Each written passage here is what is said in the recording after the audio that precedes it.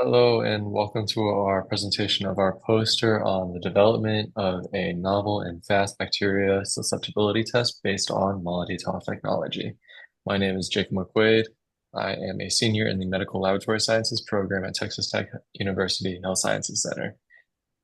My name is Robert Carroll Linden. I am also a senior in the Medical Laboratory Science program at the Texas Tech University Health Science Center. I'm Paul Manacup, and I'm a senior at the Medical Laboratory Science program in the Texas Tech University Health Science Center. And we did our research under the authority of Jessica Brashear, who has her doctorate in clinical laboratory sciences. And to start, I will go ahead and pass it off to Robert. Antibiotic susceptibility testing is one of the most important steps of a clinical lab. Traditionally, a Mueller-Hinton plate with antibiotic disc was used, and the resulting clearing near each desk of the zone of inhibition was measured. This technique takes days and is somewhat subjective for each clinical technician or technologist. The MALDI-TOF, which stands for Matrix Assisted Laser Desorption Ionization Time of Flight Instrument, uses soft ionization that has made identification an efficient and cost-effective revolution for identification, which started from phenotypic observation, where an organism was first grown from specimen, then plated on another specialized media to observe specific reactions. This could delay organism ID to 4 to 5 days, just waiting for growth. MALDI-TOF can ID organisms in 24 to 48 hours after initial growth from specific peptide spectra. The purpose of this research study is to utilize this popular ID method to also revolutionize antibiotic susceptibility testing, saving clinicians, clinical labs money and time, and improving patient care, giving clinicians susceptibility reports quicker. I'll pass it off to Paul for the materials and methods.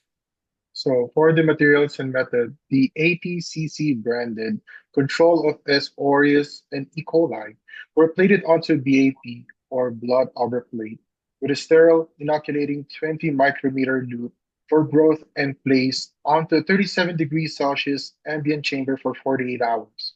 But at the same time, the broth used in the broth wash, the tryptic soy broth, was used to isolate the two bacteria with a sterile inoculating 20 micrometer loop and with the McFarland standard of 3.0. It was also placed on the 37 degrees Celsius ambient chamber to be used for the brush wash experiment.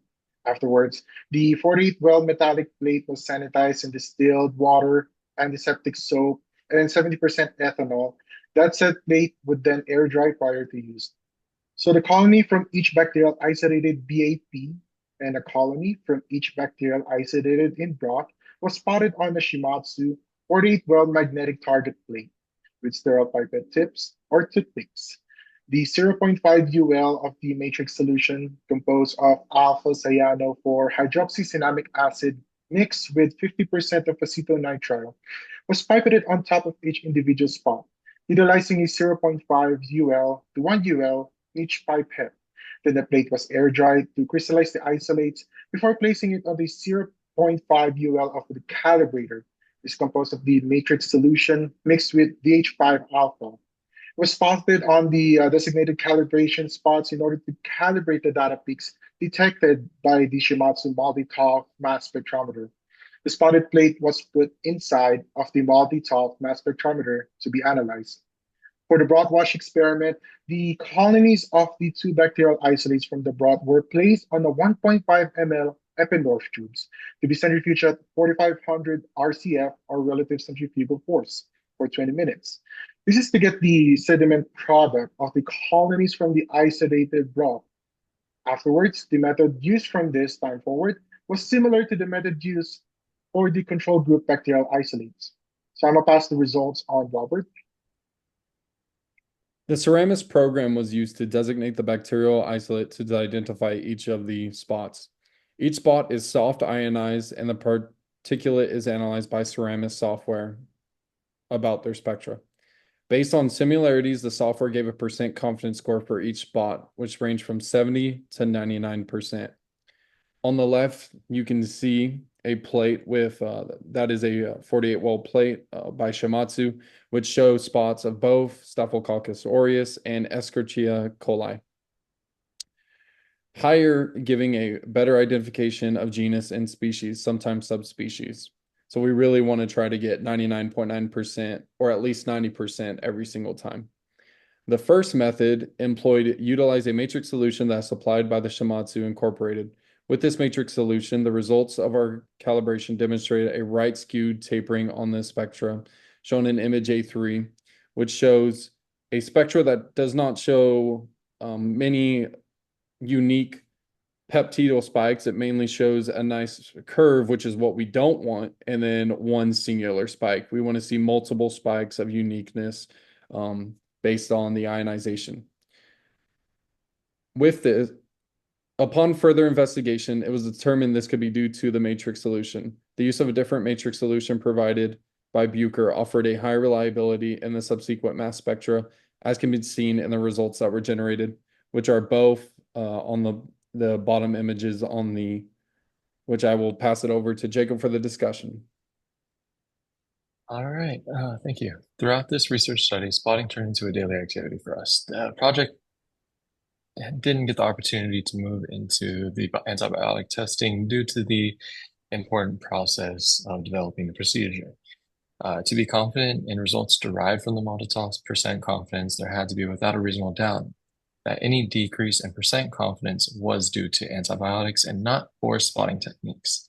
If a spot was too thick, thin, and not spread thoroughly enough, it could change a 99.9% confidence to the low 70% and possibly below, showing no identification. A result of 99.9% will give genus and species every time. A result of 85% and lower will give genus and sometimes species. A result of 70% and lower will show genus and no species. With this obstacle, the project's first year was spent honing this spotting skill.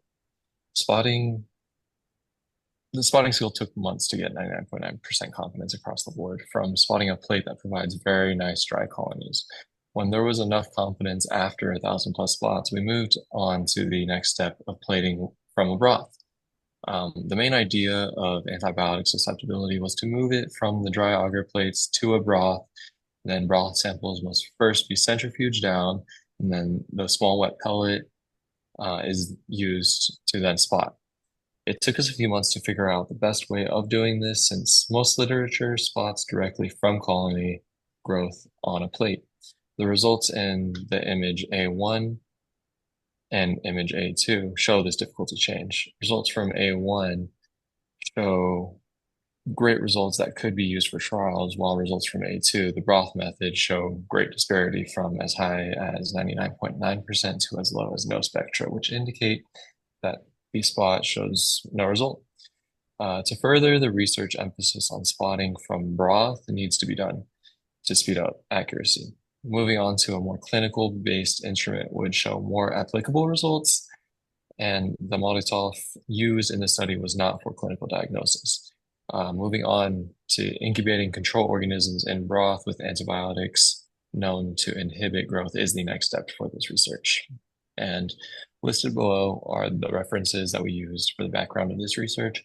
If there are any questions at any time, you can go ahead and contact us, and we will be more than willing to provide any other information you'd like.